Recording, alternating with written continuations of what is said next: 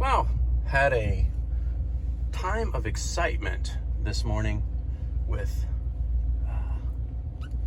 getting a video addressed to me and one of my compadres from the Great White Stoke from the Great White, California. We, as in you, Stoke, and I, find ourselves in agreement. That is to say, until we can talk about and have an open conversation about the Mormon Holla cost exodus, which obviously we can't because I'm speaking this way, right? We're fucked. I remember thinking long ago that when the United States as a nation was going to first start having a problem, it would be once the racists could no longer march, could no longer express themselves openly. That was going to be, say, the first layer, and the most exposed layer of freedom. The true test of, does my freedom actually end at your nose, or if I'm making sense, or do you need some sort of a bubble surrounding you? We talked briefly of, or you mentioned conspiracy theory, but in the manner of being using it as a manner of dismissal. So, say if you and I are having a conversation, and I merely write off what you're saying as a conspiracy theory, we don't get anywhere that way either. I don't see a solution anywhere near on the horizon. Hopefully we agree on that as well. Reason for me not seeing a solution is that, to me, whether you are radical left or radical right, in a way, that's still the same people. I was discussing it with a friend recently, and the way I described it is when the pendulum, perspective pendulum swings in the United States, because I've seen this, man. Swings back and forth, right and left, right? If you'll allow me the metaphor. And everybody wants to get so excited when the pendulum starts swinging in their direction that they're willing to give up the quest for truth, give up the quest for honesty. And, until we get there, we're not going to evolve. And who's to know the reason why? I get the gist that you believe it to be part of a genetic cabal. I may believe that it is providence that curses us to remain divided so that we may not become providence ourselves or suffer the burden of being providence ourselves. I really can't say. But I mean, until then, there wouldn't be an honest conversation. I mean, face to face, of course, we could still have it, but face to face, to use the term the kids have, let's say we have the discussion face to face in an ideal world, and what would literally happen?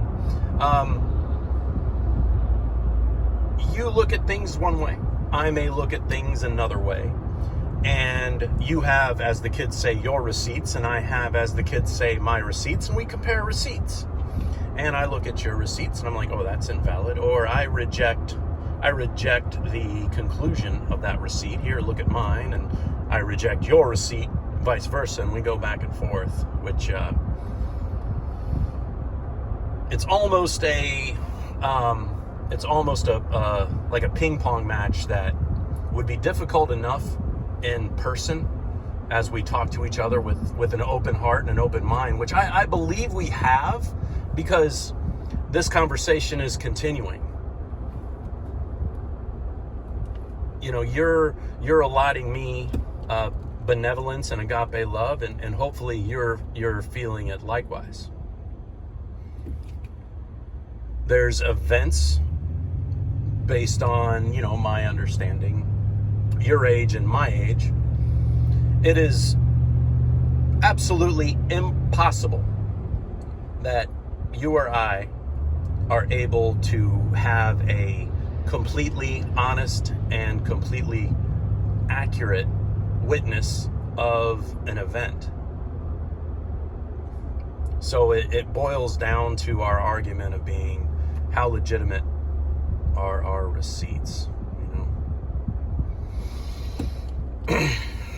But in closing, till we can breach the subject, we never get to see those receipts. And you also,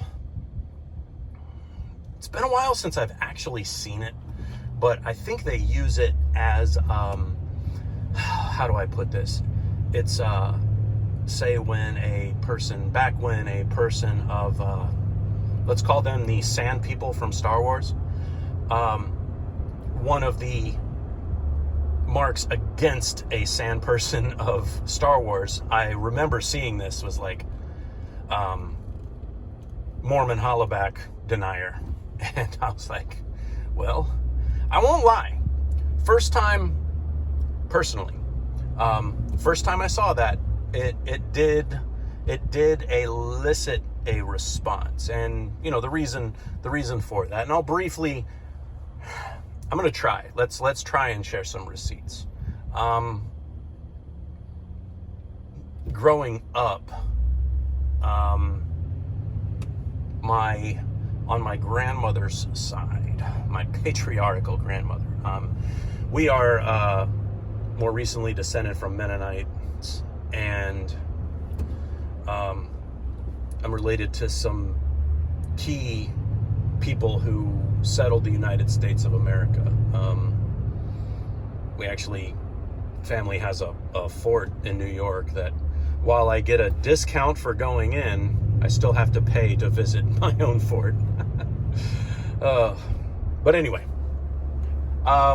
so I've always felt, I never experienced the, to speak a little bit of Christianity, I never experienced the born again nature. I can't remember a time when I didn't have faith and in a God, the God, I should say. So as a result, I bounced that off the perspective, and there is a tone that I personally find to be holy and the measure of truth. Within that, though, within those details,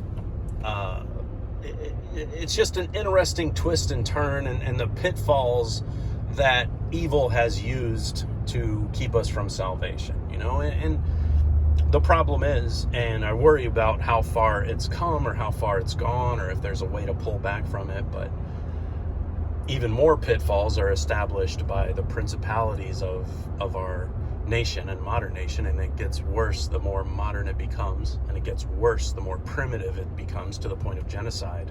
And I don't mean the genocide of the men without hats of the Mormon persuasion, albeit tiny. But in the one extreme, first world, if there is such a thing, subjects through the ether of the World Wide Web become forbidden. And when I speak of genocide, I'm talking, say, a third world African country, where they literally chop up people who believe differently than them with a machete. It's an interesting maze of stumbling blocks that makes the quest of observing the gift of salvation somewhat challenging.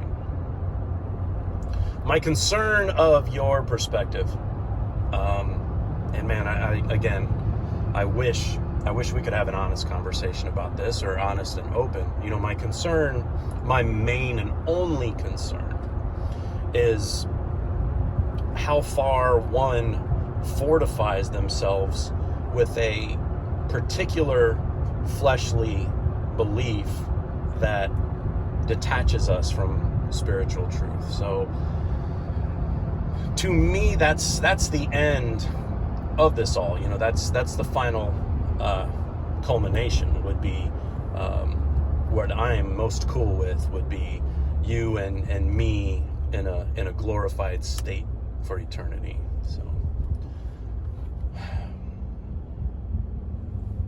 appreciate the video and look forward to responses, and y'all take care. Hope you have a great weekend. I'll be hunting this weekend, and it's a doe weekend. We used to have doe week down here, but now it's doe weekend, and I'd like to think that I was a meat hunter, so that everybody could be, you know, nobody seems to mind a person hunting if it's for meat. But I have to admit, there is a trophy element that I struggle with receiving satisfaction from. So judge me if ye may. All right, y'all take care.